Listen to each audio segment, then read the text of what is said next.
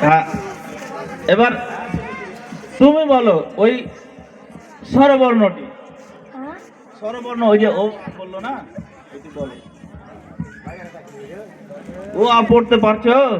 হ্যাঁ বলো। ও আ রাস্তায় দীর্ঘায় হাসাও দীর্ঘাও রি এ ওই ও আও। আচ্ছা, প্রথমে কে বলেছিল? এই যে তুমি, এদিকে এসো। হ্যাঁ, এবার ও আটি পড়ে শোনাও তো। ও আ হাসাও দীর্ঘাও রি এ ওই। না ঠিক বলছে, বলো। ভুলিয়ে গেল। যাক, ঠিকই বলেছে। এইখানে বলাটা চারটিখানি কথা নয়, খুব সুন্দরভাবে বলতে পারছে। আমি বাংলার ছাত্র তো, ওই জন্য ওইটি জিজ্ঞাসা করলাম।